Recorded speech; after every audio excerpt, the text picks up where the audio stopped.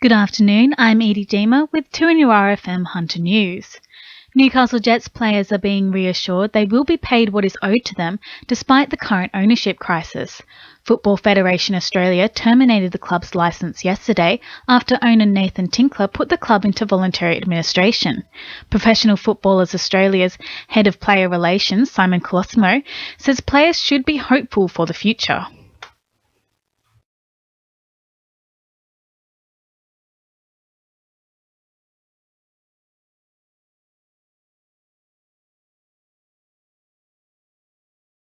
Process, ensure that there are some mechanisms in place to make sure that players' rights and staff are protected.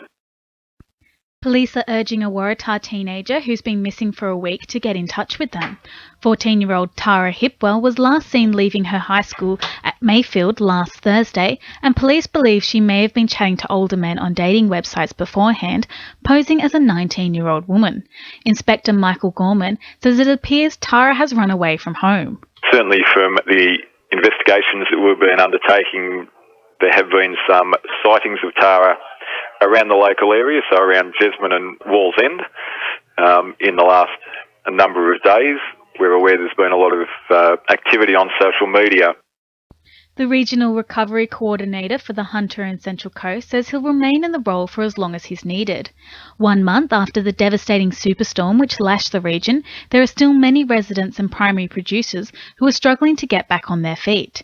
Brigadier Darren Norman says he is working with all levels of government to ensure residents and communities can recover as quickly as possible. I'll be around as long as I need to be around to coordinate the effort from a state and regional perspective. And you know, that's my function, is to see where can I break down barriers between local government, state governments, agencies. My role is to get in there and try and resolve issues to ensure that everyone can recover to where they need to be. Muswellbrook Council will receive a yearly contribution if Drayton South Mine goes ahead.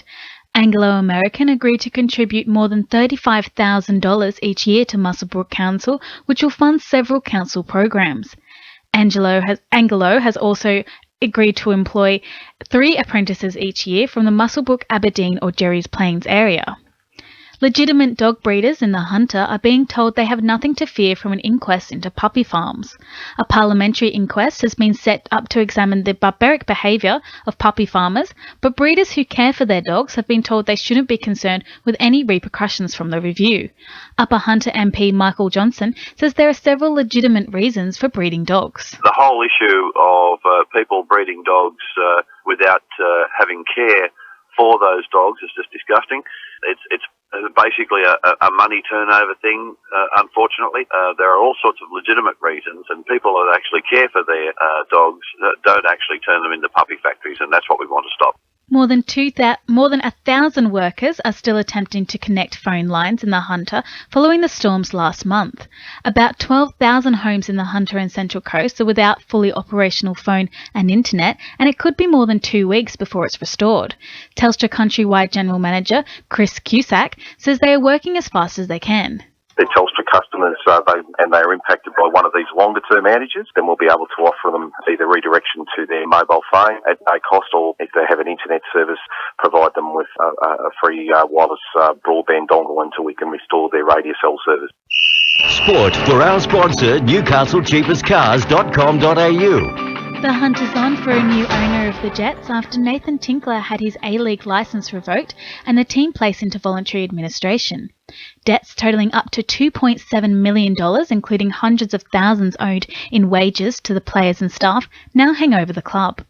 All 15 of the players contracted for next season will have their offers sustained in the new club, but the coaching role could come under review. Teenager Brodie Taylor has been described as an inspiration to his Edgeworth teammates in the Northern New South Wales Premier League. The 18-year-old opened the goals in last night's game against Maitland, leading a 4-1 victory. Taylor's brother Sam passed away just 2 days before. And the Knights are hopeful they may be able to keep back rower Jeremy Smith for another season, despite interest from the Roosters and the Dragons. Smith knocked back an offer rumoured to be worth $150,000 from the Knights, but could be offered more with centre Joey Leilua now released from contract. 2NURFM News Time is 12:10.